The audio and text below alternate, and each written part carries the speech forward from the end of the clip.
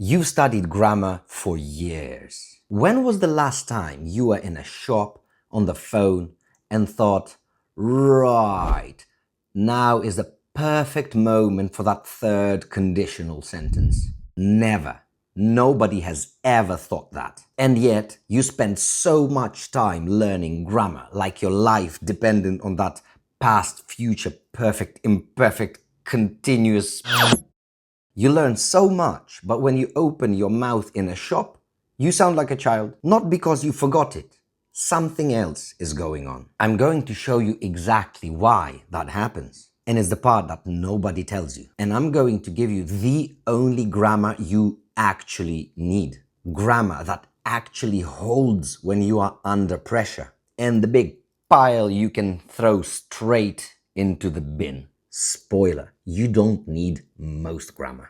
I'll also tell you a short story later, so you know it isn't just you. First, the thing you've got backwards.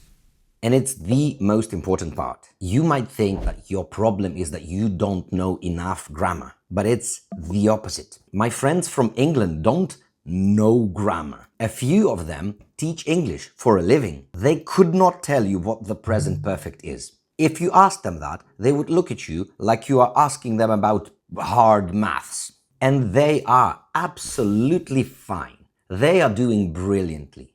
You know too much. You half know a dozen tenses. You've half learned conditionals, the passive, the perfect, all of it. And you have mastered none of that. That's the real problem. Not a hole in what you know. A pile of things you sort of know, but can't use when it counts. Then there's pressure. The doctor, the queue, a line full of strangers. And your heart rate jumps. Your English didn't get worse, but your working memory got hijacked. It's a mastery problem. Knowing it and being able to use it when the pressure hits are two completely different things. So the fix is not more grammar. Think about it.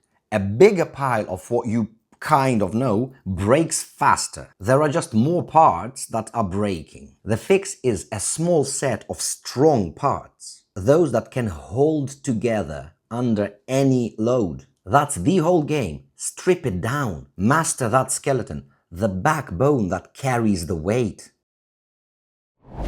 Here's the whole set. It's small. Start with the backbone. SVO. Subject, verb, object. Who does what? I need the key. She lost the form. They closed the road.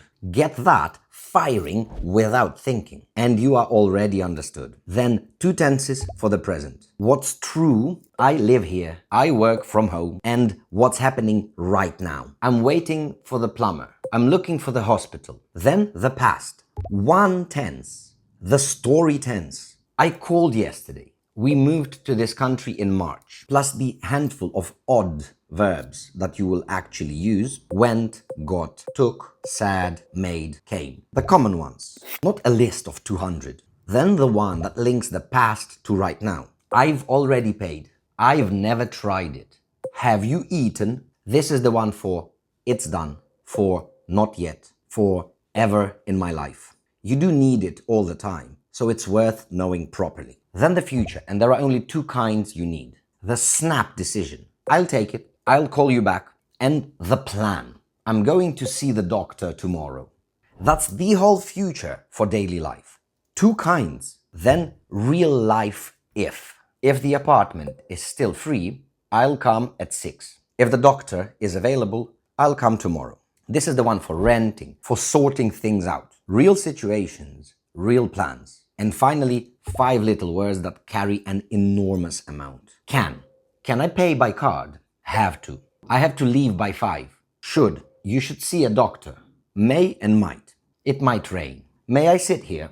Ability. Necessity. Advice. Maybe. 5 words, half of your day. That's it. That's the grammar that decides whether people understand you. Quick story. A year into living in China, I needed to renew my phone. Walked into a shop in Beijing.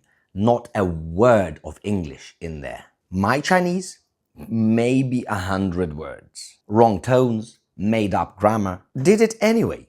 sorted it, and had a proper chat with that girl at the counter. By any measure, my Chinese was a disaster. And it worked. Almost no grammar.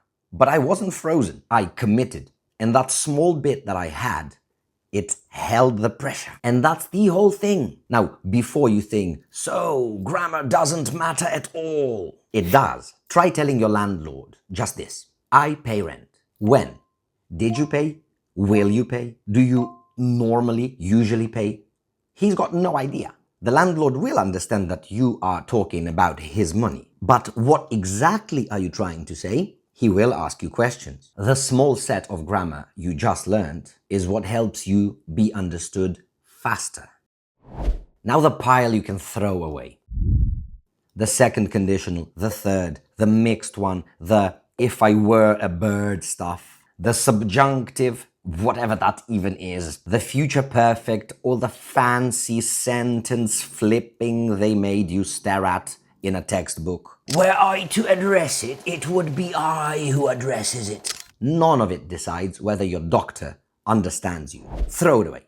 Now, two more you can throw away that surprise people. The passive. The form was signed by the manager. You will never need it. Say it the normal way. The manager signed the form for the rest of your life. And not one person, not even the strictest teacher, will as much as blink. And the past perfect. I had already eaten when she arrived. Drop it. Just say before that. I ate before she arrived. Ta-da! Same meaning. No confusion. I am not saying that grammar is pointless. The small set is real and it matters. I'm saying that this massive, boring pile hardly does anything. One honest catch. A few of these from the big pile survive, but as fixed phrases, not as rules you build. For example, I was born in 1993, I got fired. You already say these. They are just phrases. Learn the phrase, but throw away the system that explains it. Okay? And here's the best part, mate.